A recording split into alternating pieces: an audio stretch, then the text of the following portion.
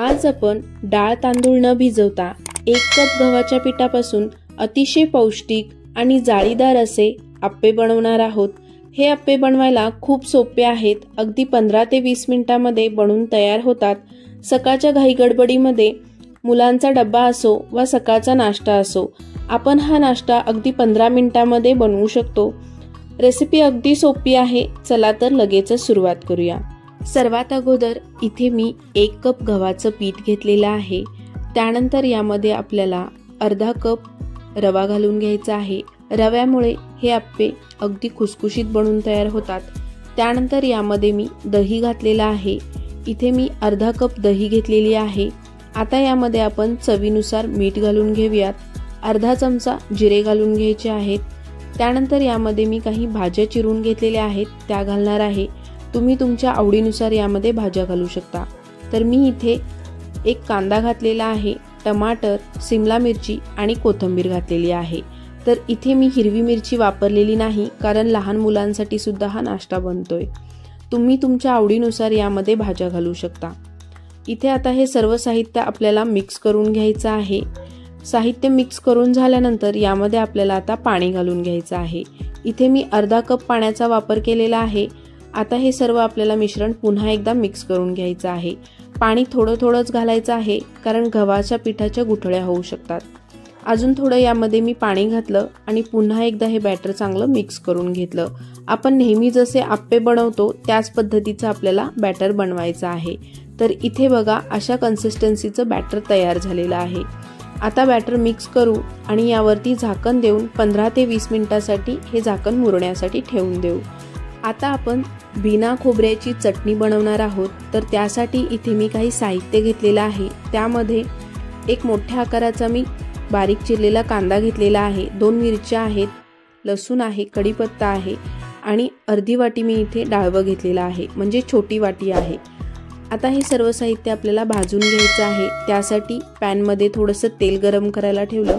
2 चमचे तेल घेतलेलं आहे। त्यामध्ये लसूण पाकळ्या घातलेल्या आहेत। त्यानंतर 2 हिरव्या मिरच्या घातल्या, थोडासा कढीपत्ता घालून घेतला आणि यामध्ये आता आपल्याला कांदा घालून घ्यायचा आहे। आता हे सर्व आपल्याला छान असं भाजून घ्यायचं आहे। कांदा इथे आपल्याला जास्त भाजायचा नाही, अगदी याचा कच्चेपणा जाईपर्यंत आपल्याला याला फक्त तेलामध्ये परतून घ्यायचं आहे।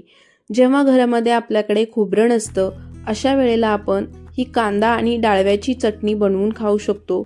आता इथे मी 2 ते 3 चमचे डाळवं घालून घेतलेलं आहे। पुन्हा एकदा आपल्याला हे छान असं परतून घ्यायचं आहे तेलामध्ये। डाळवं आपल्याला करपू द्यायचं नाही, अगदी 2 सेकंदासाठी आपल्याला हे तेलामध्ये परतून घ्यायचं आहे कांद्याबरोबर। हे आता भाजून झालेलं आहे। गॅस बंद करून हे सर्व मिश्रण एका प्लेटमध्ये काढून घेऊयात आणि पूर्णपणे थंड करून घेऊयात। तर इथे आता मिश्रण थंड झालेलं आहे। एका मिक्सरच्या भांड्यामध्ये ते आपल्याला काढून घ्यायचं आहे। यामध्ये आता मी कोथिंबीर घालून घेते। कोथिंबीरमुळे या चटणीला अतिशय छान असा कलर येतो। तर इथे कोथिंबीर घालून घेतली, चवीनुसार मीठ घालून घ्यायचं आहे आणि अगदी थोडंसं पाणी घालून हे छान असं आपल्याला वाटून घ्यायचं आहे। इथे बघा, चटणी मी वाटून घेतलेली आहे, अगदी बारीक अशी वाटून घेतली। आता त्याच पॅनमध्ये आपल्याला 2 चमचे तेल घ्यायचं आहे। अर्धा चमचा इथे मी मोहरी घेतली आहे, थोडासा कढीपत्ता घालायचा आहे आणि अर्धा चमचा आपण यामध्ये उडदाची डाळ घालून घेणार आहोत। या चटणीला आपल्याला आता फोडणी द्यायची आहे। तर मिक्सरमधली चटणी आपल्याला या पॅनमध्ये घालून घ्यायची आहे आणि अगदी 2 ते 3 सेकंदासाठी आपल्याला याला मिक्स करून घ्यायचं आहे। चटणी इथे थोडीशी घट्टसरच वाटत आहे। मी यामध्ये थोडंसं पाणी घालून घेणार आहे। तुम्ही तुमच्या आवडीनुसार यामध्ये पाणी घालू शकता। तुम्हाला जर घट्ट हवी असेल तर घट्ट सुद्धा ही चटणी अतिशय टेस्टी लागते। तर इथं मी थोडीशी पातळच बनवलेली आहे। आता एका भांड्यामध्ये आपण ही चटणी काढून घेऊया। तयार आहे आपली बिना खोबऱ्याची अगदी झटपट अशी चटणी। तर तुम्ही सुद्धा ही चटणी एकदा नक्की करून बघा आणि मला कमेंट करून सांगा।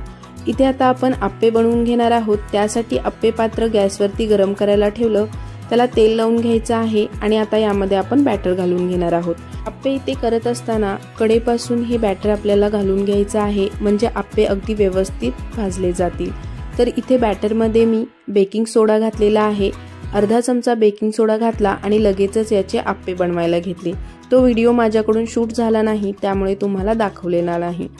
तर आप्प्यांवरती झाकण देऊन आपण एका साईडने चांगले आप्पे भाजून घेतलेले आहेत।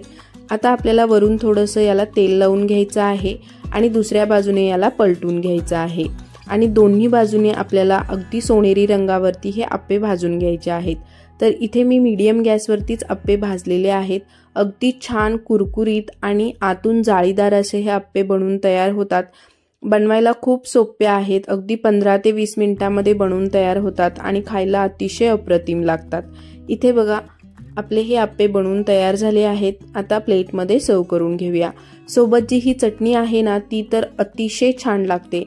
तुम्ही एकदा नक्की करून बघा आणि मला कमेंट करून सांगा। तुम्ही मुलांच्या डब्याला सॉस बरोबर सुद्धा हे आप्पे देऊ शकता। तर इथे बघा आप्पे किती छान असे जाळीदार झालेले आहेत। तुम्हाला ही रेसिपी कशी वाटली कमेंट करून कळवा। व्हिडिओला लाईक करा आणि चॅनलवर जर नवीन असाल तर चॅनलला सबस्क्राईब नक्की करा। भेटूया अशाच एका नवीन छानशा आणि नवीन रेसिपी सोबत। तोपर्यंत बाय बाय, टेक केअर।